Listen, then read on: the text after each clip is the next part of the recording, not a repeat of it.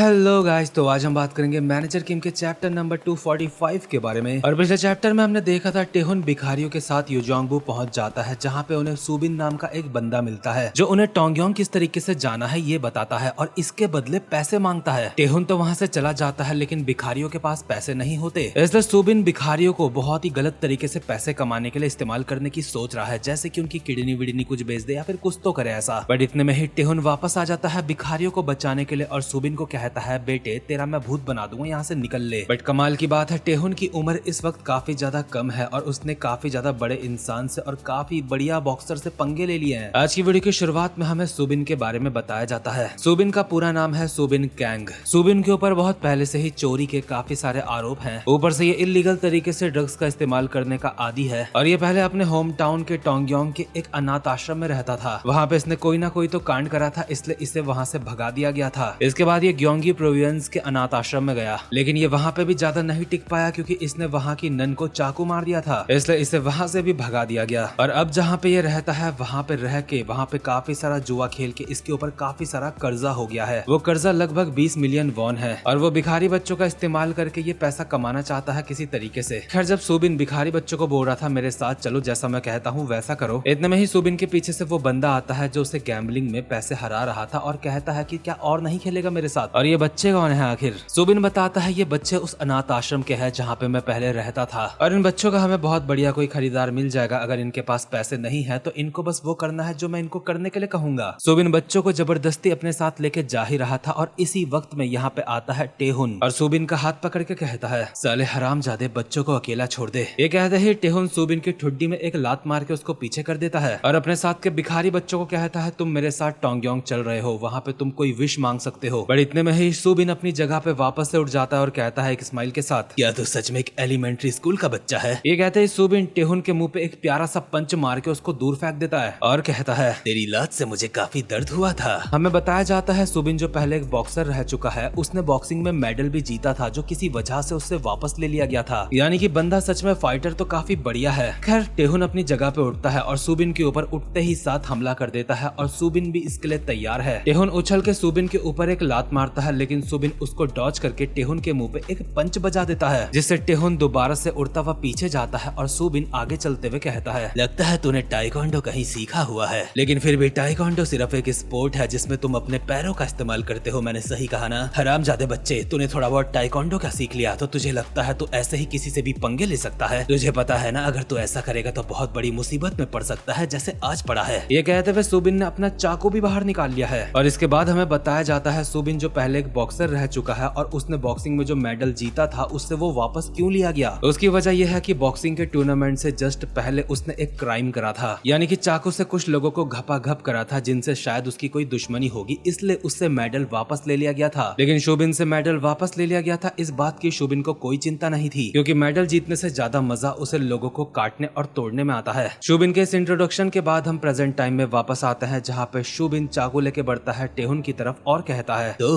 अब मैं क्या करूँ, क्योंकि आज के बाद तो अपने पैर इस्तेमाल नहीं कर पाएगा बच्चे। क्योंकि टेहुन एक तरीके से सुबिन से पिट रहा है, इसलिए भिखारी बच्चे भी ये देख के डर जाते हैं और अपने मन में सोच रहे होते हैं टेहुन को सुबिन भैया से पंगे नहीं लेने चाहिए थे, सुबिन भैया सबसे अलग है। लेकिन इस सब के बावजूद भी भिखारी बच्चों को टेहुन के चेहरे में कॉन्फिडेंस नजर आ रहा होता है कि वो सुबिन से फाइट में जीत जाएगा, सुबिन के हाथ में चाकू होने के बावजूद भी। और टेहुन के अंदर इतना कॉन्फिडेंस क्यों है ये जानने के लिए हम थोड़ा सा पास्ट का सीन देखते हैं, जहाँ पे भिखारी बच्चे टेहुन को पहले ही बता देते हैं सुबिन ने अपने अनाथ आश्रम में एक नन को चाकू मारा था और वो चाकू सुबिन हमेशा अपने साथ रखता है। टेहुन भिखारी से पूछता है, तुझे क्या लगता है अगर मेरी फाइट सुबिन के साथ हो गई, अगर उसके पास चाकू होगा तो कौन जीतेगा, टाइकोंडो या फिर उसका चाकू? भिखारी क्लियरली जवाब देता है, ऑब्वियसली चाकू के साथ सुबिन ही जीतेगा, तुम तो एक बच्चे हो तो तुम उसे कैसे हरा सकते हो? लेकिन टेहुन जवाब देता है, नहीं, टाइकोंडो जीतेगा, टाइकोंडो एक प्रैक्टिकल मार्शल आर्ट है, इससे कोई फर्क नहीं पड़ता दुश्मन कौन है, टाइकोंडो कभी हारता नहीं है। बट प्रेजेंट टाइम में सुबिन टेहुन की तरफ चाकू करते हुए कहता है, अबे बच्चे, बहुत बड़ी बड़ी बातें करता है, लेकिन टाइकोंडो कुछ भी नहीं है, उसमें चेस्ट में एक गार्ड पहनते हैं और स्कोर्स पॉइंट करते हैं। इस सब के बावजूद भी तू इतनी खतरनाक सिचुएशन में अगर ऐसे एक्ट करेगा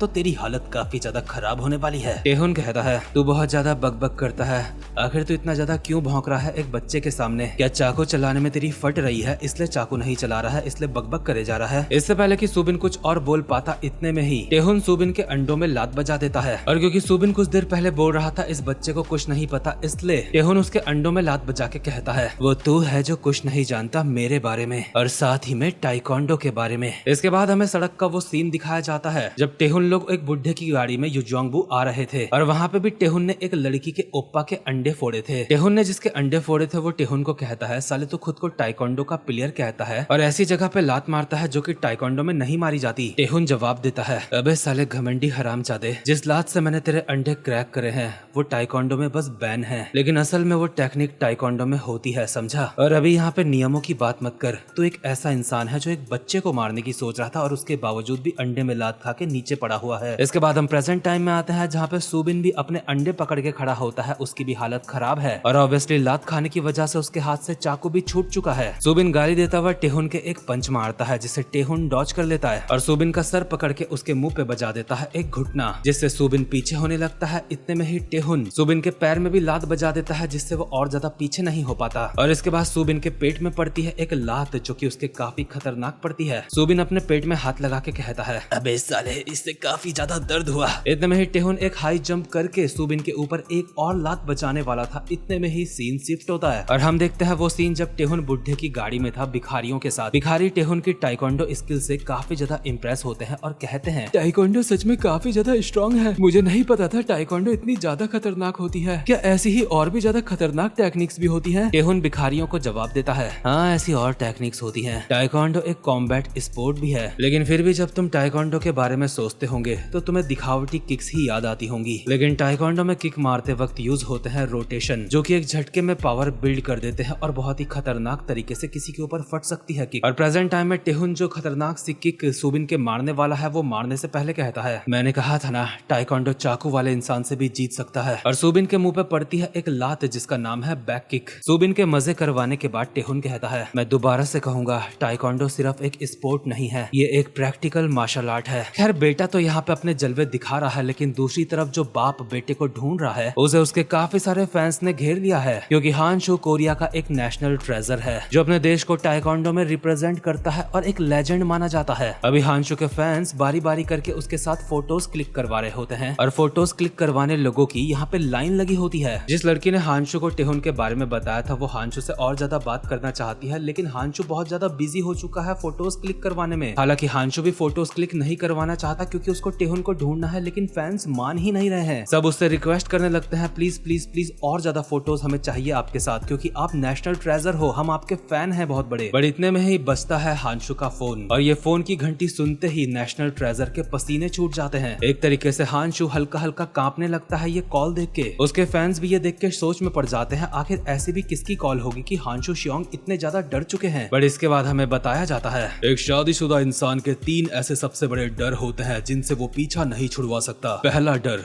जब तुम्हारी वाइफ बिना किसी वजह के तुम्हारी तरफ स्माइल करते हुए देख रही है। दूसरा डर जब तुम्हारी वाइफ तुम्हें तुम्हारे पूरे नाम से बुलाने लगती है, तुम्हारे सरनेम के साथ। और सबसे आखिर में तीसरा डर जब तुम अपनी बीवी से चोरी छुप के उसको बिना कुछ बताए कुछ कर रहे होते हो और बिल्कुल उसी वक्त में तुम्हारी बीवी का तुम्हें कॉल आ जाता है। और बिल्कुल अभी यही चीज हानशू शियोंग के साथ हुई है। अभी कॉल आया है उसकी बीवी का जो कि ऑब्वियसली हानशू से यही पूछने वाली है टेहुन कैसा है, वो कहाँ है, मुझे उससे बात करनी है, यही सब बातें होंगी। लेकिन हानशू के पास इन बातों का जवाब नहीं है, इसलिए उसके इतने ज्यादा पसीने छूट रहे हैं, यानी कि चीजें और ज्यादा मजेदार होने वाली है। लेकिन इसी के साथ ये वाला चैप्टर भी यहीं पे खत्म होता है। उम्मीद करता हूँ आपको आज की वीडियो भी अच्छी लगी हो और आगे आने वाली वीडियोस आप मिस ना कर दो। इसके लिए आप बेल आइकन को भी प्रेस कर सकते हो ताकि आपको हर आगे आने वाली वीडियो का नोटिफिकेशन मिल जाए। बाकी अब मैं मिलता हूँ आपसे अपनी नेक्स्ट वीडियो में, तब तक के लिए मस्त रहो, मजे में रहो।